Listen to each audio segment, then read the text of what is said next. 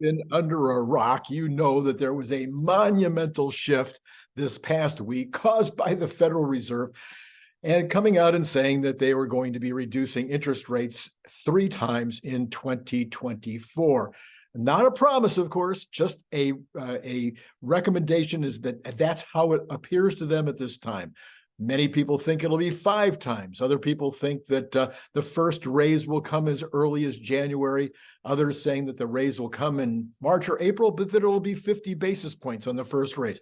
Whatever the case may be in terms of what actually plays out in this narrative, it is going to change, has already changed the thinking of the investing public on Wall Street, so much so that many of the analysts and pundits on CNBC on Wednesday were popping champagne. Well, they didn't actually literally pop champagne bottles, but they were so excited it was coming out of their pores.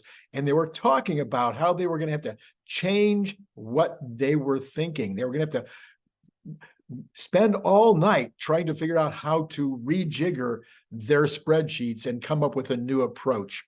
Anyway, the new narrative among the professionals, analysts, and pundits I'm seeing it now based on all my reading. They're all making these changes.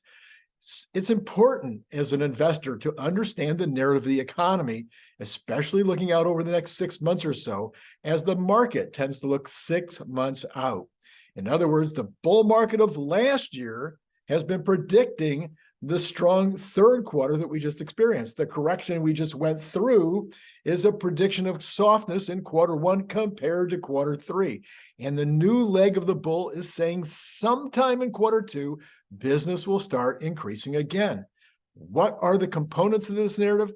We're going to dig deeply into those in this episode. This is Randy Kirk. Please hit like. Be sure to hit the like button, hit subscribe, hit notify. Why do you want to hit notify? I have got a new show this afternoon. I don't even know. It's probably going to be an hour long. No, it won't be an hour long.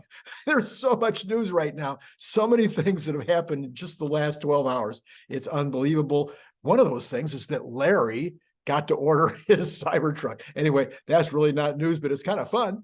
And then tomorrow morning, I have got so many ideas for tomorrow morning. I can't decide between them. I can only promise you it's going to be monumental.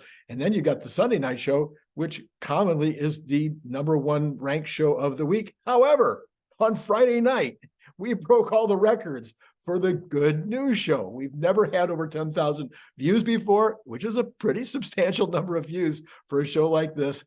Especially a news show. We had over 10,000 and still counting. If you didn't see that show yet, I'm going to put a card up in a few minutes. All right, let's start out here. Oh, and of course, join Patreon. I'm going to need to subscribe to some more things in order to be able to see past some of these paywalls in order to serve you the best I possibly can. I'm probably going to have to spend another $100 a month or so. So I could use 10 people at the $10 level, 20 at the $5 level, or some combination. I'd love to have you help out on helping me to pay for that. I think you're going to benefit from it. Okay. Hopefully you're already benefiting enough to be worth $5. But if you can think about it, just think about doing that. All right. Most critically right now, the narrative is now clear on inflation. No one is expecting inflation to be an issue after the first quarter of 2024. As I've said repeatedly, and I think this bears repeating and repeating and repeating, Walmart and Costco have both said that deflation is likely. These folks have their hand. They know what's going on out there. And the CEOs both said deflation is likely.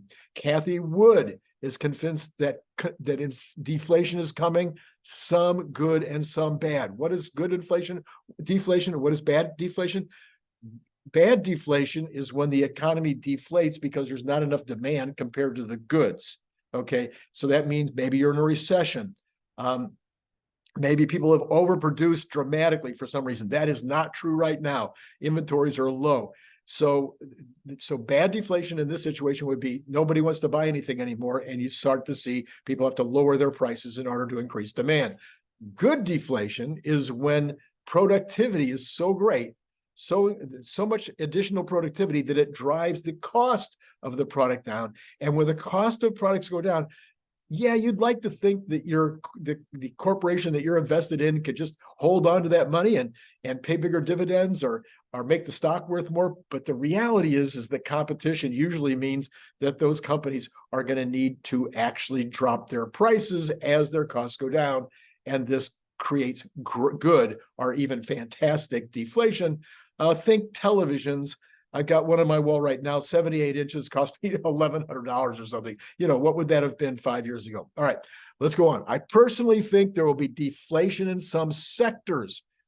But listen to me, anyone who's expecting deflation in owned dwellings, residential property, airline tickets, hotel rooms, or eating out is going to be sadly mistaken. Now, some of those things are going to flatten out. So I don't expect to, owned dwellings, no, those are going to be going up. Airline tickets might flatten out. Hotel rooms might flatten out. Eating out is probably going to flatten out. I don't see deflation, but there could easily be zero inflation in some of those categories going forward. That is not what the Fed's wanting. The Fed wants 2%. So you can see how you get deflation in one sector like oil or the things that oil contributes to, and you get flat in some of the things that have been out of control, and all of a sudden you've got overall well under 2%. And that's why Chairman Powell said the other day, he needs to start dropping interest rates now, because otherwise you could go well past his 2% goal. The biggest driver of deflation will be productivity, as I said just a minute ago, and that's has a lot to do with innovation, but it's partially due to the more balanced economy where there's no longer supply chain and employment shocks disrupting normal business efforts to reduce costs. Productivity improvement alone could lead to deflation in product and services across the board. Right now, for the last 2 years, companies have been overwhelmed with the issues of finding the product, getting it shipped, and getting it made because they didn't have any employees. And now those issues are gone away. They have plenty of employees for the most part. They got no problem with shipping, and raw materials and finished goods are mostly back in supply at normal levels. Now you can concentrate on how to make things less expensively. Moreover, you can plan your purchasing better because you no longer have to worry about shortages. So specifically in the employment space, there is less agreement here, but no one is predicting horrible unemployment in 2024.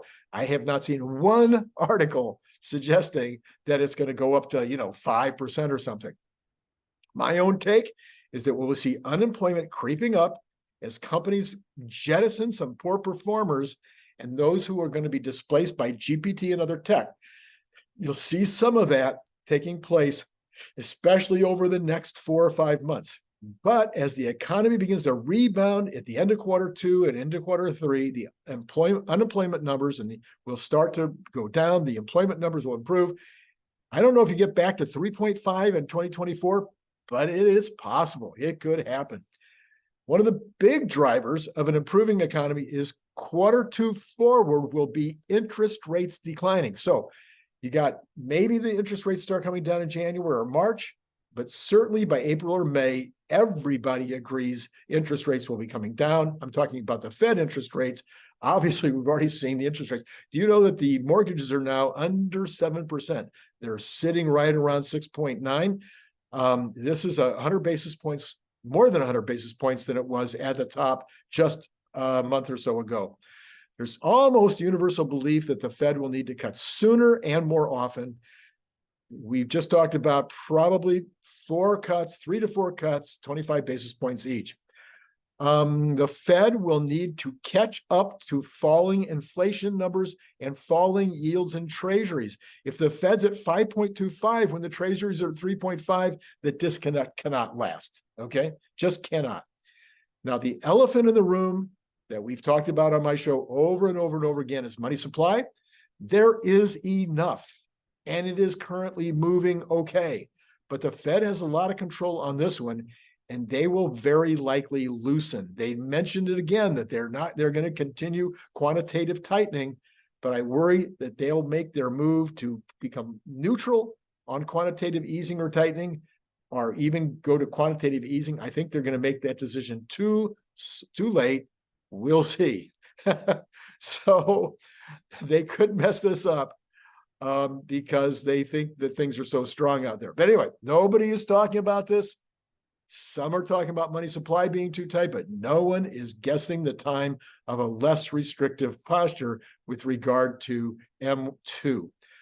Home prices will be up in the spring, just as the sun rises in the east over here. Anyway, rents will remain stable. I don't hear much talk about rents yet for 2024, predicting future rents of residential property. But I can tell you that right now, in many, many cities, there are vacancies at higher level than in the recent past, and this is leading to landlords offering incentives for people to move in. When was the last time we saw that? It has been a very, very long time. Some people are saying that these rental, the neutral, no increases and the availability of rentals will cause a drop in the price of residential housing. That is a dream that will not come true. There just isn't any property out there. And the fact that we might see interest rates on mortgages drop into this, into the sixes, that is not going to pry the elderly like me out of our homes. We have 3% interest rates. We have 2.5, 2.7% interest rates on the mortgages. It is going to take, it's going to take a 3.5%, 3% interest rate environment for people to say, okay, I'm finally ready to move. Moreover, a lot of people don't want to move even if it gets to that. I forget what the number is. I think 40% of the homes in America today are actually paid off. Check me on that number. Let me know in the comments below. So the dollar is going to drop some more. And then other countries will be forced to drop their interest rates too in order to support their own currencies. Other currencies will then drop. The dollar, of course, will go up compared to these other currencies. I don't see any special situations with regard to the dollar over the next 4 or 5 months. There'll be some volatility based on all of that, but it's not going to really affect the economy in any significant way. The Congress will do absolutely nothing about the deficit or the debt, but that won't matter in 2024, and it probably won't matter in 2025. So they'll kick the can down the road until they can get into a new Congress with a new president or with the same president, whichever happens. Potentially, we can see something happening in 2025. That will be their one opportunity to actually start cutting away at the massive deficits. So, to some degree, Treasury coming down, that's going to help as the government will have less interest to pay. We're going to have to grow really fast as an economy and stop adding to the spending, and then interest rates coming down. That could all have a big impact on the deficits, but it's going to take some actual fiscal responsibility. I know, sounds like if you put that together with government, it's hard. Yeah, it doesn't work that well. Oxymoron. Okay, this is interesting information here. There have been 23 elections since the S&P 500 index began. In these election years, in 19 of the 23 years, 83% provided a positive performance in the election year. 83%. So that's pretty good odds that next year is going to be a good year. When a Democrat was in office and a new Democrat was elected, the total return for the year was 11%. But when a Democrat was in office and a Republican was elected, the total return for the year averaged 12.9%. So you see, that's why you need to elect a Republican. The Bush reelection and the Obama reelection were down years. That's Bush 2. The Obama reelection was down big at 37%. Those are two recent times, and that and Bush, when presidents were reelected and both were not good. So this would be the only fly in the ointment potentially for 2024 is an Obama reelection. The sum total of all of what I've just said is that the market narrative is for a moderately good to good economy in 2024, improving earnings, lower interest rates, solid unemployment number or employment numbers. Now, if that sounds too good to be true, you merely need to look back to the second Reagan term that produced an amazing economy that, but for a minor blip in 1991, lasted until 2000, even in a high interest rate environment. This narrative should result in a solid bull market in 2024. Obviously, no markets go straight up. There will be difficult days. We should also be seeing a return to an emphasis by market watchers on the evidence of strength or weakness in the economy, rather than this crazy singular attention to the Fed and interest rates. Wouldn't that be nice?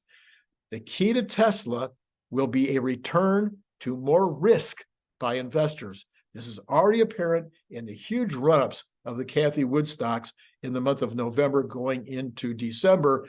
And I even saw another pundit the other day agreeing with me. Think about that, saying that they're treating Tesla more like they treat these risky high growth stocks. Okay. And I've been saying that for a long time. And that has definitely been true again in the last week.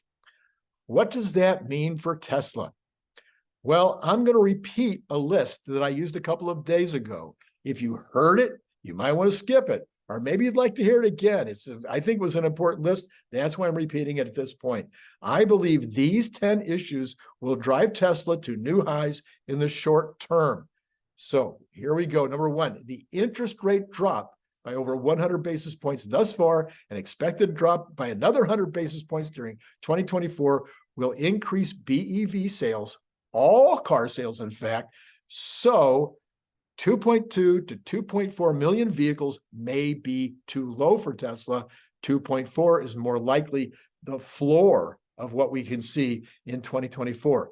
This reverses the results that we just expected as interest rates increased at the fastest rate in history. Now that they're decreasing at the fastest rate in history, Tesla is likely to see the benefit that was similar to the problem of last year. Tesla needs to hit 1.8 million in 2024 and give us guidance for at least 2.2 million to get to the all-time high at the end of January. But it will, if it even gives us a guidance of 2.1, I think we'll still get to 350. Number two, interest rate drop increases increase.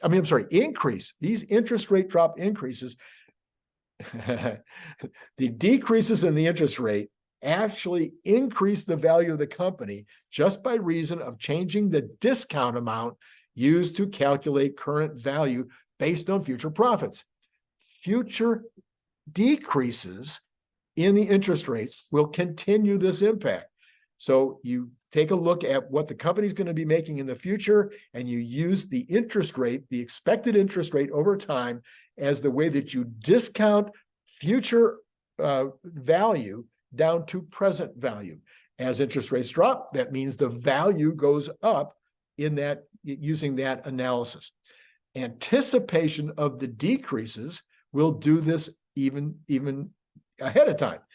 This is a reversal of what we've seen over the last 18 months. Of course, the risk on economy too, which happens in that same environment. Number three, interest rate drop drastically reduces the likelihood of price cuts by Tesla on their vehicles, and this increases likely profit margins substantially. That's another reversal compared to last year.